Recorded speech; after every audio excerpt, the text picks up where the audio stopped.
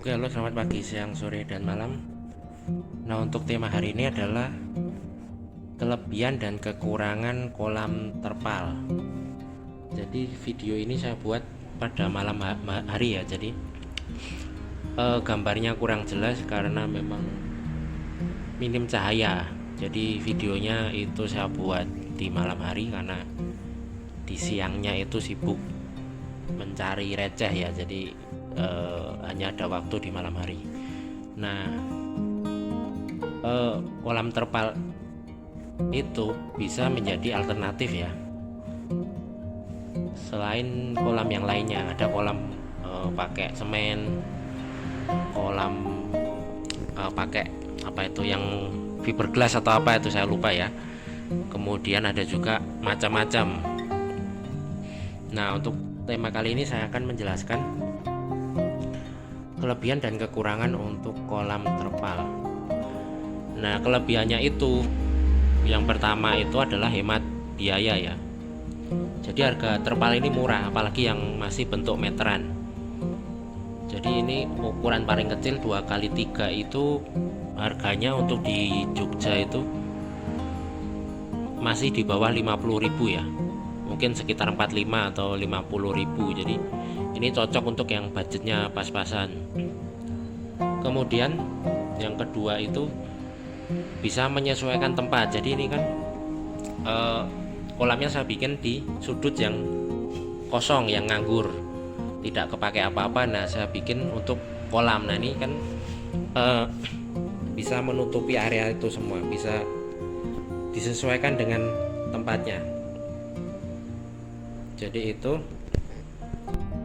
nah itu tadi kelebihannya menurut saya. Jadi hanya ada dua saja. Yang pertama adalah ongkosnya itu murah, biaya untuk membuatnya itu murah.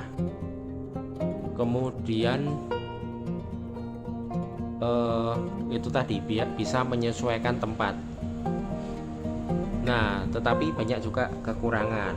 Kekurangannya itu yang pertama adalah kurang menarik ya. Jadi bentuknya itu tidak apa ya, secara estetika tuh kurang sedap dipandang di mata. Jadi kayak apa ya, kayak semrawut gitu. Jadi tidak terlalu bagus untuk dijadikan misalnya untuk dekorasi di rumah ya. Beda kalau untuk dekorasi, bukan dekorasi, untuk bikin kolam untuk beternak atau budidaya itu beda. Tapi kalau untuk dekorasi di rumah, untuk hiasan di rumah itu kurang menarik. Walaupun bisa juga nanti dihiasin semisal dikasih batu-batu di pinggir-pinggirnya sini, jadi ditutupin batu-batu, jadi kelihatan lebih alami seperti yang banyak di YouTube itu, yang mereka menghias kolam terpal dengan itu tadi, dengan batu-batuan dan sebagainya. Nah, jadi itu tadi, jadi kurang apa ya, kurang menarik.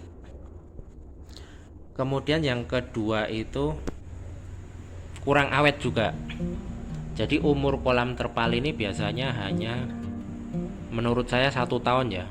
Itu tergantung grade juga. Dan biarpun grade yang bagus ataupun yang murah itu paling lama ya umurnya 1 tahunan. Jadi biasanya kalau saat kita kuras kemudian lupa kita isi airnya,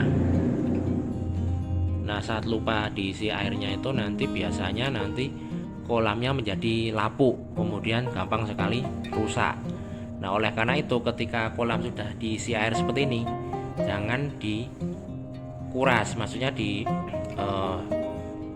dibuang airnya total, kemudian diisi lagi, karena biasanya nanti lambat laun dia akan keropos dan bocor. Jadi sebaiknya kalau sudah ada isi air kayak gini ya tetap segitu aja. Jadi kalaupun ingin dikuras ya hanya dikurangi saja, habis itu nanti diisi air lagi, dikurangi lagi, diisi air, jangan sampai dikuras total karena biasanya nanti cepat rusak. Itu pengalaman pribadi saya saja. Nah, oleh karena itu biasanya diisi ikan-ikan yang memang awet ya, maksudnya yang tidak perlu rutin pergantian air.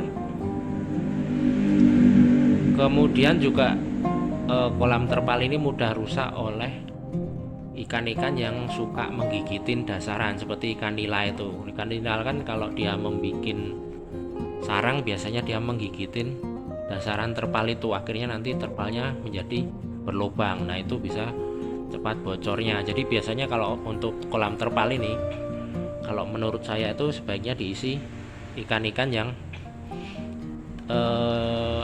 yang tidak suka merusak terpal atau menggigitin dasaran seperti ikan gupi, ikan pelati, ikan moli, ikan ramiresi. Ikan yang kecil-kecil itu malah aman. Kemudian lobster juga bisa, tapi lobster itu nanti dia kalau tidak tinggi seperti ini dia nanti akan naik, jadi harus dibikin semacam penutup. Jadi itu kekurangan dan kelebihan yang utama ya. Jadi saya hanya sebutkan 2 hal saja, walaupun sebenarnya masih banyak, tetapi ini menurut saya yang paling penting itu tadi 2 hal, 2 kekurangan dan 2 kelebihannya biar seimbang. Nah, kolam terpal ini sekarang juga macam-macam ya. Ada yang kalau kita beli online tuh sudah langsung dibikin seperti bentuk kolam itu. Ada juga nanti yang ada semacam peralon atau kayu untuk penyangganya. Nah, di sini saya hanya memakai barang-barang bekas ya. Jadi pakai batu bata sama kayu-kayu yang tidak terpakai itu untuk menghemat biaya saja. Nah, rencana ini nanti saya pakai untuk ikan-ikan yang kecil-kecil saja. Belum tahu isinya apa karena masih proses bukan aklimasi, proses biar airnya matang, biar bakteri baiknya itu biar berkembang biak dulu, biar nanti airnya menjadi matang, itu maksudnya. Nanti kalau sudah 3 hari atau 1 mingguan baru nanti dicari ikannya. Oke, selamat pagi, sampai di sini saja. Selamat pagi, siang, sore, dan malam.